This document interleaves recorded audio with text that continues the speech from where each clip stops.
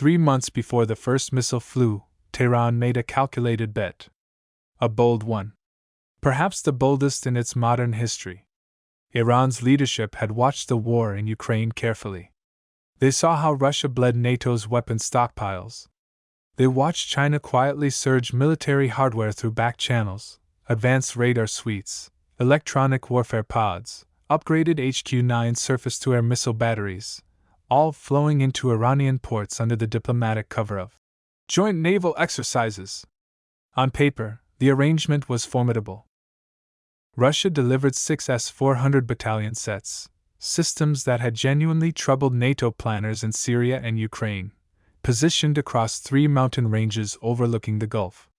China contributed something arguably more dangerous: Type 055 destroyer technical advisors embedded with Iran's naval headquarters, along with next-generation YJ-18 anti-ship missile technology retrofitted onto Iran's domestically built frigates. Tehran believed it had solved the equation. Russia for the skies. China for the seas. Iran for the choke point. Think about that coalition for a moment. Does that sound beatable to you? Type yes or no in the comments. I'm genuinely curious what you thought going in. General Reza Karimi, the newly appointed commander of maritime operations, reportedly told his staff, "For the first time in 40 years, we do not stand alone." He was right about one thing. They did not stand alone. He was catastrophically wrong about everything else. 3:50 a.m. local time. The Strait of Hormuz. The USS Gerald R. Ford Carrier Strike Group had been conducting what the Pentagon publicly called freedom of navigation operations in the northern Arabian Sea for 11 days. Routine. Unremarkable. Intentionally so.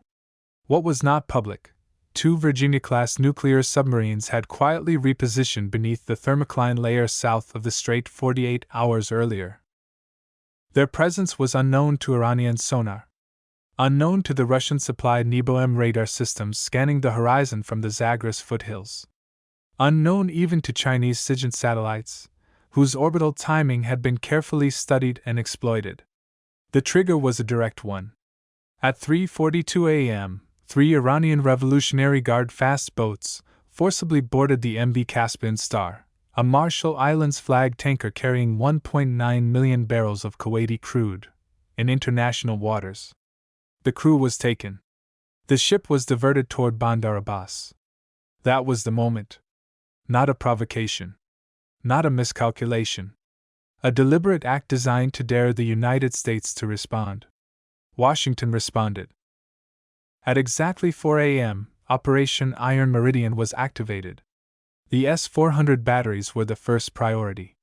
Not because they posed an immediate threat, but because leaving them operational meant every subsequent strike carried unnecessary risk to American pilots. Here is what made this different from any previous Gulf confrontation: Iran's S-400s were networked. Russian technicians had spent months integrating them into a layered air defense architecture. Early warning radars feeding targeting data to missile batteries across a 400-kilometer arc. On paper, it was the most sophisticated air defense network the region had ever seen outside of Europe. On paper. The F-35Bs launched from the Ford did not approach from the expected vectors. They flew so low over the Gulf that radar returns blurred with sea clutter, a technique refined over years of contested airspace operations. Meanwhile, 12 AGM-88 GARGMR anti-radiation missiles, fired from standoff range by EA-18G Growlers operating from Al Udeid Air Base in Qatar, arrived at the S-400 radar sites not simultaneously, but in a precise timed sequence, each detonation designed to cascade failures through the integrated network. The first battery went dark at 4:17 a.m. The second at 4:19 a.m. By 4:23 a.m., every S-400 radar node in the southern network had either been destroyed or had automatically shut down to avoid becoming a homing beacon. The Russian-built shield, the one Tehran had staked its entire strategic calculus on, lasted 23 minutes. Can you imagine being a Russian technician watching that happen in real time? What do you think was going through their minds? Tell me in the comments. 5:45 a.m. Bandar Abbas Naval Base. Iran's swarm doctrine, dozens of fast attack craft flooding the strait simultaneously to overwhelm a carrier's defenses, required one non-negotiable condition: the boats had to actually leave port. They never got the chance. 42 Tomahawk Block V cruise missiles, each pre-programmed with updated GPS coordinates fed by real-time satellite intelligence, arrived at Bandar Abbas over a compressed 6-minute window.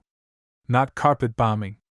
Precision sequencing, fuel depots first, to deny firefighting capability, then pier infrastructure, then the hardened boat pens where Iran's Paycap-class fast attack craft were moored in rows. Satellite imagery captured afterward, and subsequently released, showed 16 fast attack boats destroyed at anchor. 8 more run aground by panicking crews attempting to flee through a harbor entrance already partially blocked by a burning logistics vessel. The swarm that was supposed to terrify the United States Navy never left the dock. But the most devastating blow came 11 minutes later, when 2 GBU-57 massive ordnance penetrators, the same weapon designed to reach deeply buried nuclear facilities, were delivered by a B-2 that had been airborne from Whiteman Air Force Base in Missouri for over 14 hours. The target, the Underground Maritime Command Center north of the strait. The facility where General Karimi and his senior staff had gathered at dawn, expecting to oversee a historic Iranian victory.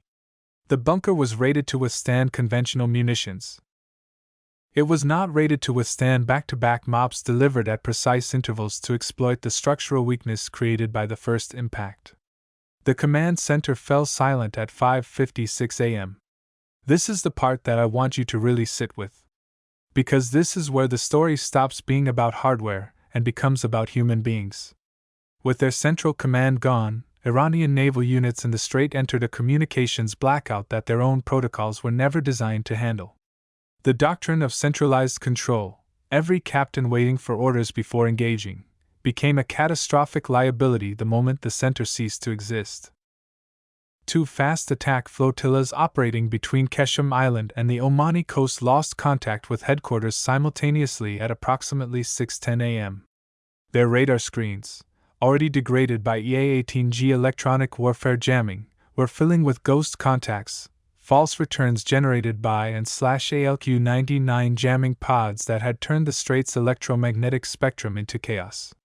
What happened next has been described by military analysts as one of the most tragic operational collapses in modern naval history. A Sina-class missile boat, its IFF system returning corrupted data and its captain operating on 17 hours without sleep, identified an approaching vessel at 6,400 meters as a hostile American patrol craft. It fired.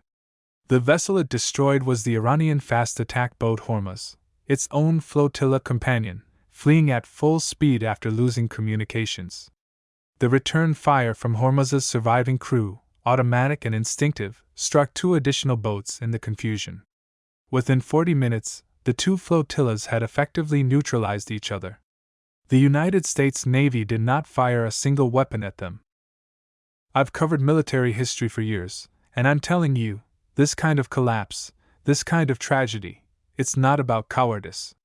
It's about what happens when you strip away the infrastructure that makes humans function as a unit. That's the real lesson here. What do you think? 7:30 a.m. Open water, northern Gulf of Oman. The Iris Damavan II, Iran's most capable surface combatant, retrofitted over 2 years with Chinese YJ-18 anti-ship missile cells and upgraded Russian Kh-35 fire control systems, was the last coherent naval asset Iran had operating in the strait. Its captain, reportedly, knew what he was sailing toward. Accounts suggest he transmitted a final position report to a communications relay that no longer had anyone on the other end to receive it. The USS Ford's E-2D Hawkeye airborne early warning aircraft had tracked the Damavan II since it left port. At 7:22 a.m., 2F divided by a -18F Super Hornets were vectored to intercept range. The Damavan II launched 4 YJ-18s, the most sophisticated missiles in its inventory. The SM-6 interceptors from the destroyer USS Farragut killed 3. The 4th was taken by a CIWS burst at close range. In return, 2 AGM-84 Harpoon Block IIs found the Damavan II amidships. The ship burned for 40 minutes before it slipped beneath the surface at 8:43 a.m. Here's what I need you to understand about what happened next, because this may actually be the most important part of this entire story. As the smoke rose over the strait, the world turned to Moscow and Beijing. Russia's deputy foreign minister issued a statement condemning the strikes as a gross violation of international law, 47 minutes after the operations had already concluded. 47 minutes? The carefully worded statement contained no ultimatums, no mobilization orders, no mention of the S-400 systems that had just been publicly humiliated. In Beijing, the foreign ministry spokesperson called for immediate de-escalation and dialogue. Chinese state media ran the story, briefly, before pivoting to domestic economic coverage. Neither nation moved a single warship. The reason is strategic, not sentimental. Russia's military is deeply committed in Ukraine.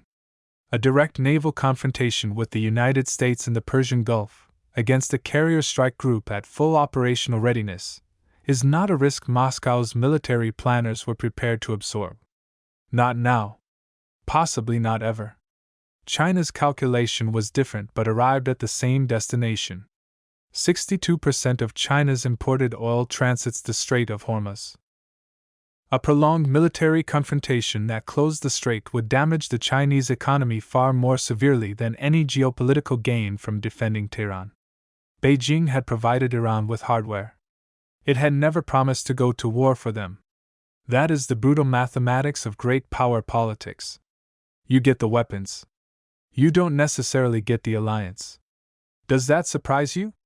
Let me know. By 8 a.m., the Strait of Hormuz was open. The MV Caspian Star crew had been recovered by a combined US-UAE naval team. The tanker was towed to Fujairah under escort.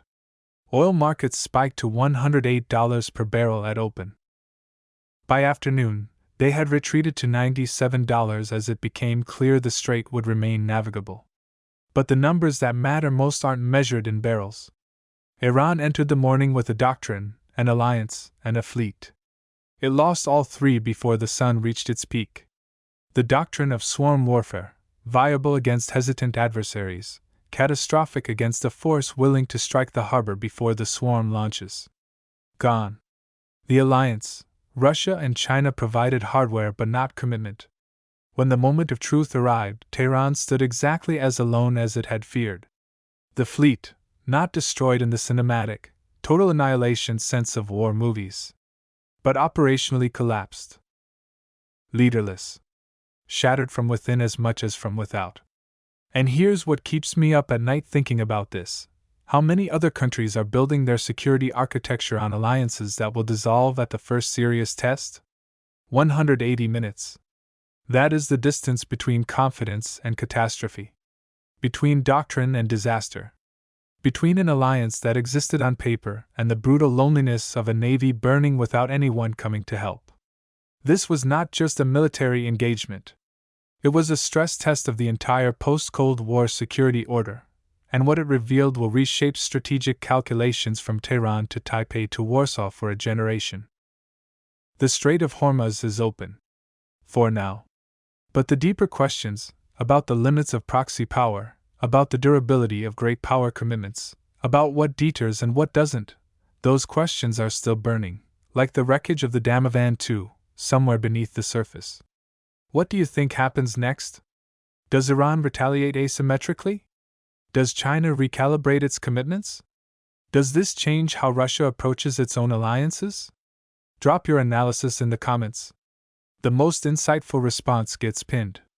I read every single one. If this kind of deep, unflinching military analysis is what you're here for, subscribe and hit the bell. We don't soften the edges. We don't pick sides for clicks. We follow the evidence, wherever it leads. The world is moving fast right now. Don't watch it alone.